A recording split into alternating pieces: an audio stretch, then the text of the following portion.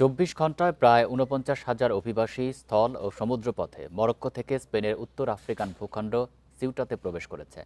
স্পেনের প্রধানমন্ত্রী Pedro Sanchez এই পরিস্থিতিকে একটি আক্রমণ ও আইনের লঙ্ঘন অভিহিত করেছেন। স্পেন সরকার সব অবৈধ অভিবাসীকে যত দ্রুত সম্ভব মরক্কোতে ফেরত পাঠাতে কাজ করছে বলেও জানান সানচেজ। সামাজিক যোগাযোগ মাধ্যমে ছড়িয়ে পড়া ভিডিও এবং ছবিতে দেখা গেছে বৃহস্পতিবার হাজারো মানুষ সাঁতরে শহরটিতে প্রবেশ করছে। স্থানীয় গণমাধ্যমগুলো বলছে রাতভর এই পারাপার অব্যাহত ছিল। সাম্প্রতিক দিনগুলোতে এই ভূখণ্ডে পৌঁছানোর চেষ্টাকালে পদদলিত হয়ে ১৮ জন মারা গেছেন। মরক্কোর উত্তর উপকূলে অবস্থিত সিউটা শহরটি জিব্রাল্টার প্রণালী দ্বারা স্পেনের মূল ভূখণ্ড থেকে বিচ্ছিন্ন। দীর্ঘদিন ধরে এটি ইউরোপে পৌঁছানোর চেষ্টাকারী অভিবাসীদের জন্য একটি প্রধান স্থান হিসেবে পরিচিত।